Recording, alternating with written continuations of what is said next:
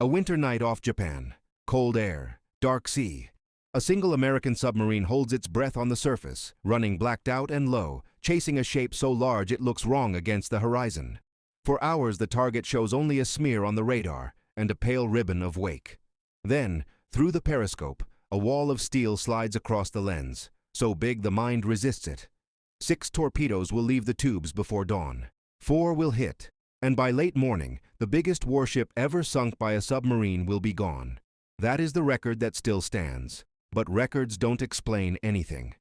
Here is the real question that drives our story. How did a single U.S. submarine, small, tired, and crewed by men who had already tasted failure, find and kill a ship that Japan tried to hide from the world? Was it boldness, patience, design flaws, or pure luck? By the end of this part, you'll understand how the giant even reached the water, and how the hunter got into position to take the shot. Tonight is part 1, the secret carrier and the stalker. We start not with the submarine, but with the ship Japan did not want anyone to see. After Midway in 1942, the Imperial Navy needed flight decks fast. One unfinished hull, sister to the massive Yamato and Musashi, was taken off the battleship list and turned into something new. A huge aircraft carrier with battleship bones. The ship would be called Shinano. She was built heavy, with armor deep in her sides and protection under the waterline that looked good on paper. She was also rushed. Rivets, seals, and tests that normally take months were compressed into weeks. In late 1944, with the war turning against Japan, a half-finished giant stood in the yard at Yokosuka. She was not ready for combat, but she could float, and she could move. Shinano carried more secrecy than airplanes. On her first and only voyage, she had no full air group. Instead, she hauled parts, stores, and special attack craft that Japan hoped to use to strike back. Many of her watertight doors were still being worked on. Some pumps and firefighting systems had not passed trials. Yard workers, civilians, were still aboard to finish jobs along the way. Commanders told the crew to avoid action. The plan was simple and strict. Slide out after dark, run south and west along home waters, and make for Kure, where the ship would be completed. Destroyers screened her. A submarine chaser kept watch. Radio silence. No lights. No boasting. This was not a triumph. It was a transfer under a blanket. On paper, speed would keep her safe. A new powerful carrier could outrun most threats, especially submarines, which were slow underwater and only fast on the surface. A submarine that tries to keep up with a 20-knot target must run on top of the water, exposed to eyes and radar. Most captains would not risk that in enemy shallows. Most captains, but not the one waiting outside Tokyo Bay that week. Now we turn to the hunter. USS Archerfish was a Blackout-class submarine. Steel tube, diesel-electric heart, 300-foot test depth, a handful of officers, and a crew of young men who could fix almost anything with wire and will. Her torpedoes were the late-war Mark 14s that finally behaved better than the cursed early war versions. She had radar to search the night and a mechanical brain, the torpedo data computer, to solve the math of speed, angle, and range. But tools are only tools. What mattered most on Archerfish in November 1944 was the man in the conning tower. Commander Joseph F. Enright had known the taste of an opportunity lost. Earlier in the war, as a first-time skipper, he had let a chance slip away and soon found himself without a boat. He came back humbler, fiercer, and focused on the basics. Train the crew hard, trust the instruments, and keep your nerve when the sea tries to scare it out of you. When he took Archerfish to Japan's front porch, his formal job for the night was lifeguard duty for American bombers. Be nearby in case airmen had to ditch. But plans shifted, raids moved, and the ocean gave him something else. Time and freedom to prowl. The crew was ready for that kind of night. They had drilled the battle surface routines until hands moved by memory. Lookouts knew how to read a horizon line and pick a ship out of darkness by the tilt of a wake or the odd hole that light makes when steel blocks starlight. Radarmen understood the difference between a small echo and a big one, and how a steady pip at long range can tell you more than a bright one up close. In the control room, the talk stayed short. Bearings, ranges, course changes, no nerves on the voice circuits. When Enright asked for data, he got numbers, not stories. After sunset, Archerfish picked up a contact leaving Tokyo Bay. Escorts first, then the main body. A big return, oddly big. Enright did not know what she was. He only knew she was worth the risk. He made the decision that sets this whole story in motion. Stay on the surface and shadow. On the surface, a submarine is fast enough to pace a capital ship. Underwater, it is slow and blind. The choice to stalk on top of the water is both bold and simple. Bold because you can be seen. Simple because there is no other way to keep up. The chessboard began to form. The target zigzagged, trying to spoil any easy fire control solution. The escorts hunted with eyes and radar. Every time Archerfish seemed to slip a beam, the big ship would change course again. Each turn is a message in a language of war. You do not know where I will be 5 minutes from now. You cannot get ahead of me. Do not try. But Enright tried. He kept his submarine parallel, patient, and just outside the envelope where a destroyer might smell diesel or see a bow wave. He watched the pattern of the zigzags, the rhythm of the turns, the average course hidden under the feints. He did not lunge for a bad shot and then dive away. He waited for the moment when the enemy would give him what he needed, a broad target crossing his path at the right angle. The men on Archerfish settled into the hard work that never makes it into the headlines, holding a steady speed in a lumpy sea, logging tiny course changes, nursing engines at high load without breaking them, keeping the radar sets cool and clean so the numbers stay true. Inside the Japanese screen, duty and time pressed just as hard. The captain of the giant ship wanted distance, not glory. The destroyers wanted to keep their charge safe and deliver her to Cure without incident. The order of the night was speed and silence. No one wished for a fight. Yet the sea has its own plans. Somewhere after midnight, the rhythm of the chase changed. The big ship was not walking away as easily as she should. The submarine was not dropping astern. Shadow and shadow held together over the black water, as if connected by wire. For the men on Archerfish, the world had shrunk to a few dials and a dark horizon. Every few minutes, the radar watch called out a new range. The TDC men cranked in bearings and speeds. The quartermaster marked each turn on the plotting board, thin pencil lines tracing a history that only made sense when you saw it all at once. On deck, the lookouts whispered course changes to the bridge, eyes tearing in the cold air, noses stinging with diesel and salt. Down below, the torpedo men checked gyros and warheads again, then again, quiet rituals to keep fear small and hands steady. Enright decided to try for the end around, the classic move of the patient submarine captain. Run hard on the surface, stay just out of sight, and get far enough ahead that the enemy's next zig will cross your bow instead of your stern. If it works, you do not chase a ship. You let the ship come to you. To pull that off against a fast capital ship in home waters, at night, under the eyes of escorts, you need 3 things: a crew that can hold speed without breaking, a captain who can read patterns, and a little help from chance. Chance, as always, plays its part. But chance never arrives for men who have given up the chase. Archerfish did not give up. The plot in the control room started to look promising. If the rhythm held, the next long leg of the zigzag would swing the big ship across Archerfish's bow at a range that a cool captain could use. The boat came to battle stations quietly. The control room dimmed. The air got a little hotter and thicker as more men loaded into tight spaces, each with a small task that mattered. This is where part 1 ends, at the edge of the move. You now know why a giant left its cradle half-finished, why secrecy and speed were supposed to keep her safe, and how a single submarine, carrying the memory of an earlier failure, found her trail and stayed on it. The next 20 minutes will show you what patience buys in war. A firing solution, a spread of torpedoes set just so, and the beginning of the end for a ship the world barely knew existed. It takes only one small failure to trip a giant. Somewhere after midnight, a bearing on a massive warship begins to run hot. A few degrees here, a few there. The captain orders a cut in speed to protect the shaft. Out on the dark sea, a single submarine notices that the smear on its radar is no longer pulling away. The gap stops widening. The hunter holds the thread. Here is the question for tonight. Was it that overheated bearing that doomed the ship? Or did the submarine create its own luck by reading the night, forcing the angle, and choosing the exact kind of shot that would break a half-finished carrier's back? By the end of this part, you'll know how the trap closed and why 4 hits on one side mattered more than raw tonnage or pride. This is part 2, the long shadow and the kill. The rhythm changes just after midnight. The target, still unnamed to the submarine, has been zigzagging at high speed, stretching the chase into a test of nerves and engines. Then the escorts make a radio light signal, and the big ship settles to about 18 knots. On any other night, that is still fast enough to leave a submarine behind. But on the surface, with diesels screaming and lookouts eating cold spray, the submarine can manage that pace. The captain makes his choice. Stay up, shadow close, and look for the long leg of the zigzag. He asks for exact ranges and bearings, not guesses. The radar pips come in steady. The plotting party draws thin pencil lines over the chart, each course change a small tick in a growing pattern.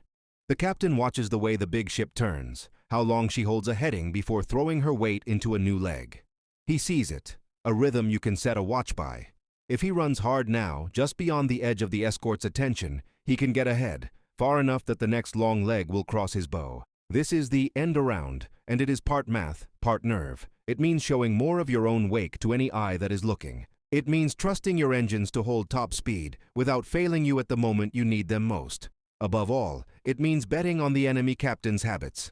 The submarine commits. The helmsman keeps the bow just off the target's base course. The engines hold their song. Men on deck crouch low behind the bridge, combing, cold and silent, watching the target's wake and counting the seconds between turns.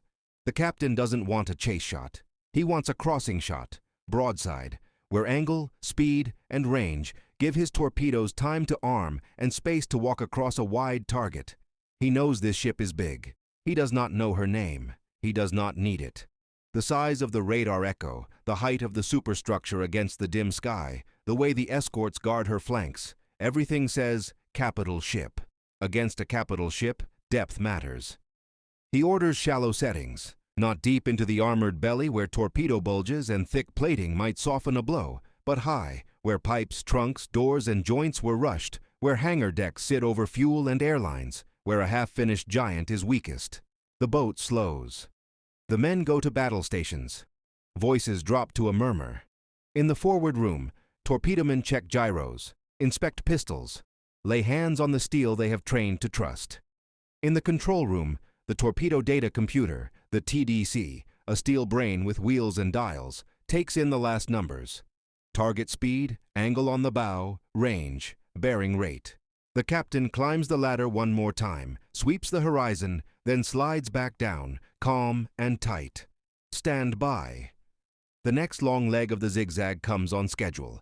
The huge shape leans into its turn and, for a few priceless minutes, gives its full side to the sea. The captain speaks without drama. Open outer doors, set 6, fire 1, fire 2, fire 3. The interval is measured but quick, each fish stepping the pattern along the target's length. Of fire 4, fire 5, fire 6. Torpedoes are patient murderers. They leave white scars behind them, but at night you mostly feel them go. The thump as a door shuts, the small change in trim as weight slides out of the bow, the sudden emptiness in a space that had been heavy a second before. Then you wait. In the control room, men breathe a little too shallow. In the bow, torpedomen clench their jaws and count. A minute is a long time when steel decides fates. The first hit lands aft on the starboard side, low enough to punch into spaces near aviation fuel and service lines. A dull slam becomes a rolling shutter. A second blast follows forward of the first, close to a shaft alley and the starboard outer engine spaces. The third blow finds a boiler room. Lights flicker and die in compartments up and down the ship. The fourth strides forward into machinery and compressors. 4 hits in a rough line, all on one side, all in the band of the ship where water, pipes, and thin rushwork live beneath heavy armor above. On board the submarine, no one cheers. The captain orders, "Take her down." Plainsmen ease the bow and stern. The boat slides under, past 100 feet, 200, 3. The steel creaks as the sea squeezes harder. At 400 feet, the hull speaks in slow groans that every submariner knows and respects. The escorts are awake now. Somewhere above, a destroyer's screws run up in pitch as she charges the datum, the place where the torpedo wakes were last seen. The hydrophone watch calls bearings. High-speed screws, closing, bearing right 10, steady. Men check straps on the gauges that want to flutter. Depth charges are not thunder, they are body blows. The first pattern is a searcher, light and far. The next is closer, heavier, but the timing says they are guessing, not tracking. The submarine is quiet. Her turn counts are low and even. Pumps are off. Men lean into the hull without thinking, trying to make themselves lighter, smaller, part of the steel. The charges fade astern. In the hydrophones there is a new sound now. Metal working under strange stresses, big spaces venting air, a cadence to the ocean's groan that wasn't there before. The operator says it out loud, not as a boast but a fact. She's hurt, she's slowing, she's listing starboard. Up above, the damage is already wider than any one team can hold. On the big ship, men run to the hits and find more than holes. They find doors that won't dog because hinges were only fitted yesterday. They find pumps that should be on a test stand in a yard, not fighting for a ship's life at sea. They find gasoline fumes where clean air should be, lights dead where calm talk is needed, and water where paper said there would be air. As they counter-flood to correct the list, the numbers don't behave. The ship keeps leaning, a few degrees more with each check. What makes the pattern of hits so deadly is not just explosive power, it is where the explosions happened. 4 blows along one side pressurize the ship asymmetrically. Bulkheads, already stressed by the speed of construction, pass shock into neighboring frames. Seams between armor belts and torpedo bulges open like zippers. Water finds paths that drawings never imagined. In one compartment, a beam jumps and stabs into the next space, cracking a seal. In another, a pipe tears free and becomes a whip. Damage control teams move fast, but they are running on a deck that is slowly tilting under their boots, and they are breathing air that grows sour with fuel and smoke. The captain orders more counterflooding. It is the right instinct. A wounded giant can sometimes be balanced by taking in water on the opposite side. But counterflooding is a blunt tool. It steals buoyancy from a ship already heavy with floodwater. It buys you angle at the cost of staying afloat. With power uncertain and pumps struggling, each ton of water taken on to fight the list is a loan you cannot pay back without electricity and time. Both are running out. Water races along low decks where cables should have been sealed. Aft, near the shaft and machinery spaces, men work by hand lamps to shore bulkheads and rig portable pumps, but hoses kink and couplings leak. Forward, near compressors and service trunks, crews try to isolate lines that now feed spray instead of pressure. The list inches past 10 degrees, then more. A ship this big can hide trouble for a while. Momentum and mass make you think you have time. But the sea does not care about pride or displacement. It only cares about holes and gravity. Down below, the submarine listens. The escorts keep searching, but the patterns grow half-hearted. Their attention drifts back toward the wounded ship, her escorts choosing protection over pursuit. In the submarine's tight spaces, sweat dries on backs, and the metallic taste of fear fades. The captain holds his depth a little longer, waiting for the report that means they can slip away. The hydrophone watch hears a rumble like a long, distant roll of drums, bulkheads failing in a cascade far above. No one speaks loudly. Everyone understands what that means. On the big ship, orders go out to head for shallower water. If they can beach her, they might save the hull. But engines and boilers do not obey wishes. Power winks in and out. Communications fail room by room. Men move by runners and shouted word. The list grows again. Damage control is not a steady job now. It is a series of small rescues and hard choices. Which space do you seal knowing men might be inside? Which pump do you feed with the last clean generator? Which fire do you let burn because the water to fight it is the same water that is killing your ship? This is where we leave the moment, between the blows and the roll to the end. You have seen how a 6-hour surface chase, powered by patience and pattern reading, turned into a perfect crossing shot. You have heard why shallow torpedoes against a half-finished carrier can be worse than deep ones against a battleship that has been tested and sealed. And you have felt the first minutes of a death that looks slow from a distance, but feels fast and chaotic when you are inside it. The ocean looks calm when a ship dies. From a distance you see only a slow lean, a few rafts, a smear of smoke. Up close, it is noise and heat and water in places where air should be. A giant tilts a little more each minute. Pumps cough. Lights flicker. Orders move by runners because phones have gone quiet. You can feel the ship becoming heavier under your feet. Here is the question that drives this final part. Once a warship starts to lean and lose power, can human skill still pull her back, or does the sea make the last decision? The damage teams rush to the hit zones on the starboard side. Men find more than blast holes. They find doors that don't seal because they were only fitted days ago. They find cable runs and pipe trunks that should have been closed tight but are still open for work. They rig portable pumps, but the lines kink and the connections weep. In one boiler room, a beam has jumped and punched into the next space, letting water race through a place that's supposed to be dry. The list is 10 degrees, then 12, then a touch less, then more again. Numbers that tell a story of a crew fighting hard but losing ground. Counter-flooding begins. It is the right call in theory. Take on water on the port side to balance the flood on starboard. But counter-flooding is a trade. You buy angle with buoyancy. To make that trade safely, you need power for pumps and clean communications, so every valve move matches the plan. Power fades, returns, then fades again. Men haul hoses in the dark with headlamps. A runner shouts an order that was correct 60 seconds ago but is wrong now because the ship has changed under everyone's feet. The captain turns for shallower water. If they can beach the ship, they might keep her alive. Engines answer, but not cleanly. A shaft that ran hot earlier in the night won't give steady work now, and the boilers that should feed the big motors are breathing bad air and steam. The carrier's size hides the scale of the trouble for a while. On a small ship, a hole means an obvious lean and a fast crisis. On a giant, momentum and mass smooth out the early minutes. That calm is a trap. 4 torpedo hits on one side have wrecked the balance below the waterline. Joints between the thick upper armor belt and the torpedo bulge are weeping under pressure, opening passages that were never meant to exist. Every time a door somewhere fails to dog, every time a gasket tears, water finds a new slope to run down. The ship is becoming a maze of unintended channels. The list passes 15 degrees. Men move like mountain climbers down passageways that were flat an hour ago. Ammunition lockers that should be sealed and dry sweat with condensation. The air grows sour with gasoline fumes from broken lines near the aviation stores. Firefighters try to smother flare-ups with foam, but foam needs stable pressure. Pressure needs pumps. Pumps need power. The sea keeps asking its one question: how much water can you carry before you stop being a ship? In the control spaces, officers work the numbers with grease pencils. They draw rectangles and fill them with estimated tons of flood.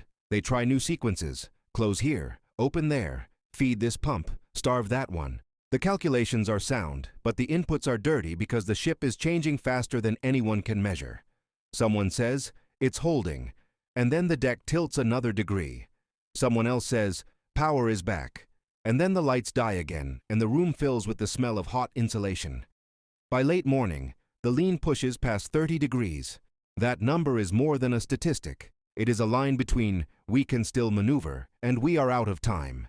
On a deck at that angle, you cannot run, you crawl, you do not carry, you drag. Ladders become cliffs. There is one more try to make the shallows, but steering answers only in jolts, and the engines no longer give a steady push. Water slops across hangar spaces and finds new gaps to pour through. The captain knows what the gauges mean. He feels it in the soles of his feet. The order to abandon ship is not a sentence spoken once. It moves through the ship in bursts as pockets of men finally hear it. Abandoning a giant is not orderly, not with the deck on its side and the sea blowing in through every opening. Rafts go over, ropes are paid out. Men slip and catch themselves on coamings and stanchions that are now horizontal. Those who can swim help those who are hurt or stunned. Some are trapped behind doors that finally close to slow the flood. Damage control is full of these hard choices. The escorts cut across the water to pick up survivors. No one celebrates. There is only work. Get as many men clear as possible before the last roll. The end, when it comes, looks slow and awful. The ship takes on a heavier angle, pauses, and then goes all at once. Steel, air, and flame sliding into the sea. The sound is not a single roar. It is a long tearing and a chorus of smaller crashes as bulkheads fail and equipment breaks free. Then there is quiet except for steam and waves and the calls of men in the water. A ship that was commissioned only days ago disappears below the surface before noon, gone from the war after a single night at sea. The casualties are heavy, well over 1,000 men lost, and more than 1,000 pulled out alive. The survivors are brought in and told to say nothing. The loss is kept quiet, a secret inside a nation already choking on too many hard truths. Under that same water a few hours earlier, the submarine slipped away. The captain took his boat down to the safe depth and listened to the escorts grow uncertain, then turned back to guard the wounded ship. When the sounds of breaking steel came through the hydrophones, no one cheered. The crew just breathed for the first time in an hour. Later, they rose to periscope depth, took a last look at empty sea, and set course for home. In the log, the captain did not write poetry. He wrote what he knew. 6 fish fired, 4 solid hits, heavy target, probable large carrier, damaged and likely sunk. At base, the story was not believed in full, at least not right away. Intelligence officers tried to match the sketch and the report to a known class and put the tonnage lower. It sounded safer to say a medium carrier was gone than to admit that a giant most people had only heard rumors about could be lost so close to home waters. Then the war ended, and the paper trail told the rest. The mysterious ship was the converted sister of a super battleship, rushed into service and sunk on her maiden trip. The submarine was named for a small, swift fish. The captain finally got the full credit for what had happened that night. The boat received the Presidential Unit citation. The skipper took home the Navy Cross. There was no parade. Submariners rarely get parades. They got their next orders and moved on. What, then, decided this fight? Start with skill and patience. A 6-hour surface shadow is not luck. It is training in the radar room, steady hands on throttles, and a captain willing to wait for a crossing shot instead of grabbing the first bad angle. Add design and condition. A half-finished carrier is a castle with scaffolding still up inside. Watertight integrity is not a promise you make, it is a test you pass. This ship had not passed it. Add chance. A hot bearing forced a speed cut at the one moment when a submarine needed only that much help to stay in the game. Add weapons that finally worked as designed and were set for the right depth. High, where thin steel, joints, and service lines could be torn open. Put these together, and you get more than a story about one sinking. You get a late war truth. By 1944, the edge in the Pacific had shifted. American submarines had crews with long practice, radar that could see at night, and command teams that trusted data. Japanese industry was trying to push giants to sea faster than physics and training would allow. The result was not just one loss. It was a signal. Even in home waters, even with escorts and secrecy, a single well-handled submarine could reach out and take away a symbol of naval power. If you have watched this far, you already know the ending. A submarine wrote a line in naval history that no one has erased. The largest warship ever sunk by a submarine went down after less than half a day underway. But the closing lesson is not about size. It is about margins. The ocean gives you none. Either your doors seal, or they do not. Either your pumps keep up, or they fail. Either your crew is ready before the shot, or they will never catch up after it. Patience makes the moment. Design and preparation decide what happens next.